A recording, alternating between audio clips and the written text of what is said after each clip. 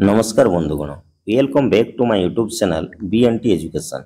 आसंतु आज एक स्वतंत्र कंटेंट उपर नजर पकाइबा जहाँकि समग्र शिक्षक महल में चांचल्य सृष्टि करथिबा स्पेशल ओटीटी। से स्पेशल ओटीटी रे आपण माने किभଳି भाबरे 75 रु 90 स्कोर करिवे ता पई मो बीएनटी एजुकेशन चैनल रु प्रैक्टिस सेट आरंभ करा जायछि। तेणु जो मैंने मो बीएनटी एजुकेशन चैनल को बर्तमान सुधा सब्सक्राइब करना यथाशीघ्र सब्सक्राइब कर स्पेशल ओटीटी रे आपंकर मोर देन 75 स्कोर करने ये प्रैक्टिस रे अंशग्रहण करिवार एक सुवर्ण सुजोग जगाई दे जाउछि। तेणु विलंब न करी आसंतु वीडियो को स्टार्ट करिवा। आज आम आरंभ करिवा स्पेशल ओटीटी पेपर 1 रो एक निर्दिष्ट सेट जहाँकि paper 1 special OTT practice set शिशु विज्ञान और शिक्षा विज्ञान बा चाइल्ड डेवलपमेंट एंड पेडागोजी। प्रथम क्वेश्चन रही प्राथमिक विद्यालय बहु श्रेणी शिक्षादान व्यवस्था कहीं होता है। देखो चारोटी ऑप्शन दि जाइए। चारोटी ऑप्शन भितर द करेक्ट आंसर होची आपणकर श्रेणी अनुपात रे कम संख्यक शिक्षक थिबारु एटा आपणकर राइट आंसर। देन आसंतु परवर्ती क्वेश्चन को जीवा। परवर्ती क्वेश्चन रही आपणकर 2 नंबर क्वेश्चन निम्नलिखित मध्यरु शिक्षार्थी केन्द्रिक शिक्षण रे कहार गुरुत्व अधिक। आपण माने जानछंती जेतु शिक्षार्थी केन्द्रिक शिक्षण कथा कह जाउछि तेनु शिशुर गुरुत्व अधिक। क्वेश्चन नंबर 3 केउटी दक्षता भित्तिक शिक्षादान शिक्षण प्रक्रिया संपर्कित न पाठटी को केते गुडी छोट छोट एकक रे प्रकाश करा जाय। दक्षता गुडी को सरल रु जटिल क्रमान्वय रे सजा जायताय। प्रत्येक दक्षता पूर्व दक्षता उपर आधारित ना समस्त दक्षतार शिक्षादान और शिक्षण कार्य एका संगे करा जायते।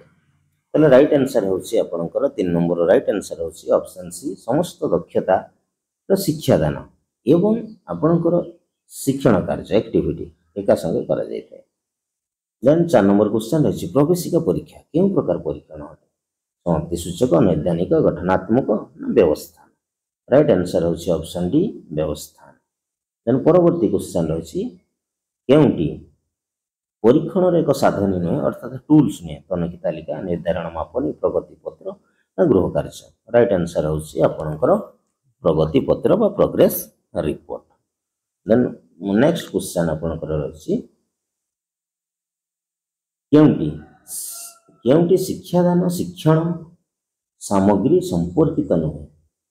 केउटी शिक्षादान शिक्षण सामग्री संपर्कित नुहे।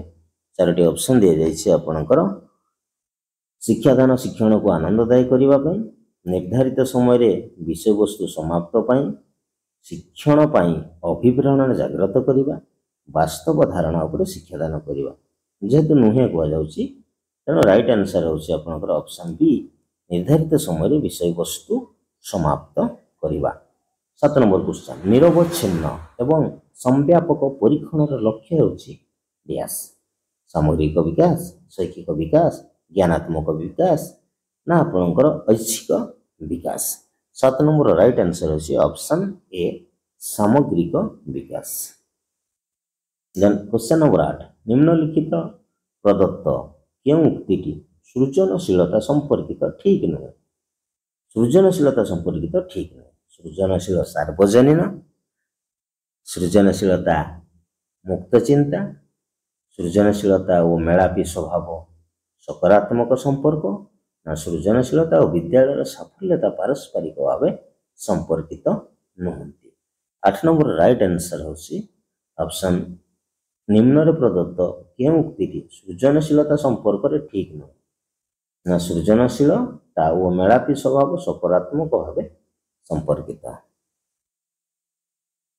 आपनकर राइट आंसर होछि ऑप्शन सी। देन परवर्ती क्वेश्चन को आसवा।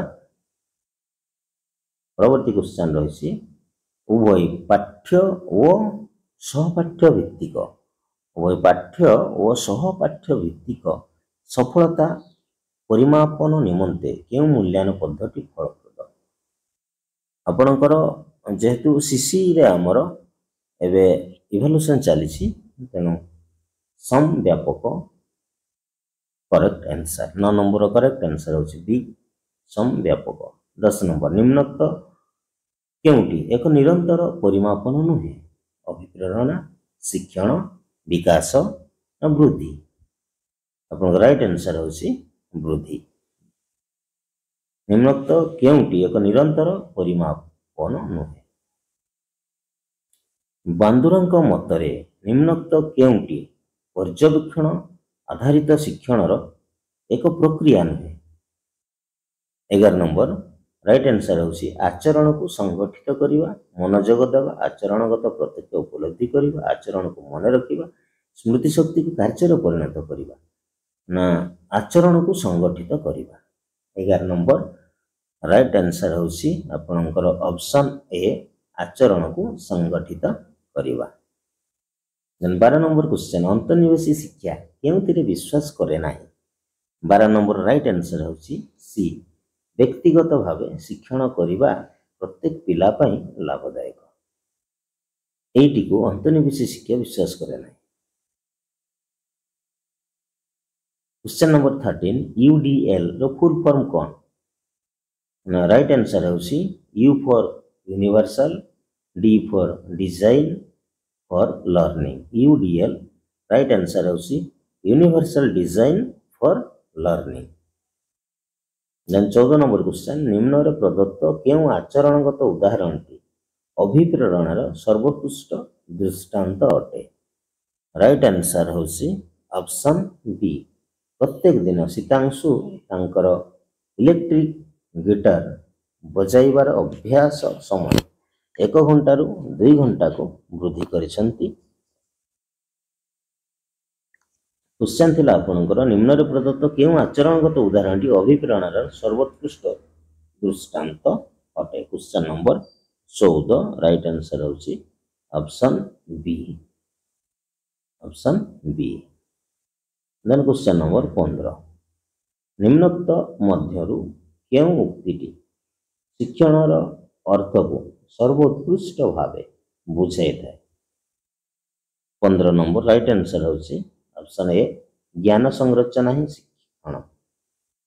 ज्ञान संरचना करबा होची शिक्षण। 15 number right answer is option A.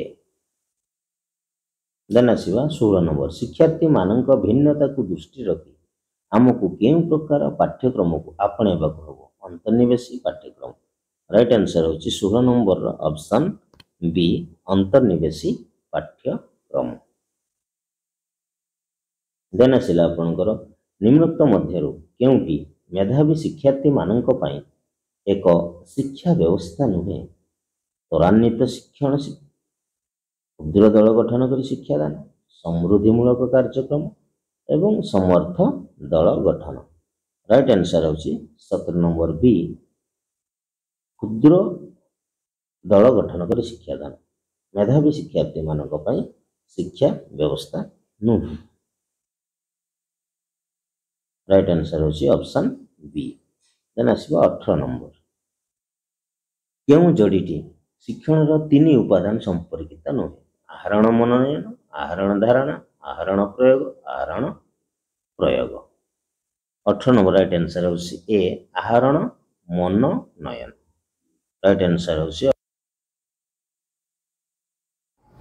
Then 19 number question निम्नोक्त मध्यरु केउंटी शिक्षणर स्वरूप को ठीक भावे दर्शाऊ नाही? राइट आंसर होची ऑप्शन डी शिक्षण हेउची एक तथ्य मन रखिबा प्रक्रिया। देन आसीबा परवर्ती प्रश्न 20 नंबर क्वेश्चन पामरंक मत अनुसार शिशुठारे आचरणगत परिवर्तन कहा सह घटिताए? पामरंक मत अनुसार शिशुठारे आचरणगत परिवर्तन कहा सह घटिताए? राइट आंसर होची आपनकर ऑप्शन डी विकास बा पूर्णता। देन परवर्ती क्वेश्चन रही क्वेश्चन नंबर 21 जन्म पूर्व अवस्था बा पूर्वनाटाल पर्यायर हाराहारी समय अवधि केते? अर्थात प्रीनाटाल रो ड्यूरेशन केते? जन्म पूर्व अवस्था बा प्रीनाटाल पर्यायर हाराहारी समय अवधि। राइट आंसर होची ऑप्शन डी 280 डेज बा 280 दिन। देन आसीबा परवर्ती प्रश्न 22 नंबर 2 वर्ष बयसरु जौन आरंभ मध्यवर्ती समय को कौन कहुए? 2 वर्ष बयसरु जौन आरंभ मध्यवर्ती बयस को कौन कहुए? राइट आंसर होची 22 नंबर आपणकर ऑप्शन बी बाल्यावस्था बा प्राक कैशोर अवस्था। देन आसो परवर्ती प्रश्न 23 नंबर प्रश्न। 23 नंबर प्रश्न रही देखंतु आपणकर निम्नोक्त केउंटी वृद्धि एवं विकासर एक बाह्य कारक अटे। 23 नंबर निम्नोक्त केउंटी वृद्धि और विकासर एक बाह्य कारक अटे। राइट आंसर होची ऑप्शन 24 नंबर ऑप्शन ए मातृगर्भ रे थिबा परिवेश। 23 नंबर थिला आपणकर 23 नंबर गला 24 नंबर। 24 नंबर निम्नोक्त केउंटी वृद्धि और विकासर एक बाह्य कारक अटे। क्वेश्चन नंबर 24 ऑप्शन होची ऑप्शन ए मातृगर्भ रे थिबा परिवेश। देन आसो 25 नंबर क्वेश्चन। 25 नंबर परवर्ती प्रश्न होची 25 नंबर प्रश्न निम्नोक्त केउंटी विकासर एक नियम नुहे। निम्नोक्त केउंटी विकासर एक नियम नुहे। राइट आंसर होची ऑप्शन डी निरवच्छिन्नतार नियम। निरवच्छिन्नतार नियम। देन आसबा क्वेश्चन नंबर 26 परवर्ती प्रश्न क्वेश्चन नंबर 26 हर्लकଙ୍କ मत अनुसार निम्नोक्त केउंटी प्राक कैशोर अवस्थार सामाजिक विकासर एक वैशिष्ट्य नुहे। प्राक कैशोर अवस्था सामाजिक विकास एक वैशिष्ट्य नुहे। 26 नंबर राइट आंसर होची ऑप्शन सी सांगसाथी मानकु खेलना बांटिबा। देन आसला क्वेश्चन नंबर 27 बौद्धिक विकास प्रथम पर्याय को कौन कहुए। बौद्धिक विकास प्रथम पर्याय को कौन कहुए आपणकर राइट आंसर होची क्वेश्चन नंबर 27 ऑप्शन ए संवेदीकारक पर्याय। क्वेश्चन नंबर 28 केउंटी कार्य माध्यम शिक्षण पद्धति अंतर्भुक्त। केउंटी कार्य माध्यम शिक्षण पद्धति अंतर्भुक्त अटे ना। राइट आंसर होची ऑप्शन बी प्रकल्प पद्धति। देन परवर्ती प्रश्न रही क्वेश्चन नंबर 29 मनीष भ्रूण रे केते जोड़ा क्रोमोसोम बा गुणसूत्र देखा मिलता है। मनीषर भ्रूण रे आपण माने जानछथि 46 क्रोमोसोम रही। जदि केते जोड़ा कहछो ताले आपन राइट आंसर होची ऑप्शन सी 23 जोड़ा क्रोमोसोम। मनीष भ्रूण रे 23 जोड़ा क्रोमोसोम बा गुणसूत्र देखा मिलता है। शेष प्रश्न रही 30 नंबर क्वेश्चन आपणकर जो चाइल्ड डेवलपमेंट एंड पेडागजी शेष प्रश्न अधिकांश मनुष्य पाखरे देखा जाउता बौद्धांक बा बौद्धिक परिसर केते बा नॉर्मल आईक्यू आपण माने जानछन्ती 90 रु 110 बुद्ध्यांक। देन परवर्ती प्रश्न परवर्ती पर्याय हम परवर्ती सब्जेक्ट को आसीबा ओडिया को। ये थिला आपणकर पेपर 1 रो आपणकर चाइल्ड डेवलपमेंट एंड पेडागजी रो 30 क्वेश्चन एवं तार आंसर जाके स्पेशल ओटीटी रे এই ধরনের क्वेश्चन आसीबो। तेणु आपण एभली प्रैक्टिस मो बीएनटी एजुकेशन माध्यम रे जारी रखिले निश्चित भाव में 75 ରୁ 90 स्कोर करि परिबे। दीर्घ समय धरि मो बीएनटी एजुकेशन चैनल सहित जड़ित थिबारु आपण मानकु बहुत बहुत धन्यवाद। पुणी देखा हबो स्पेशल ओटीटी रो परवर्ती पर्याय। सेतबेला पर्यंत विदाय। जय जगन्नाथ नमस्कार।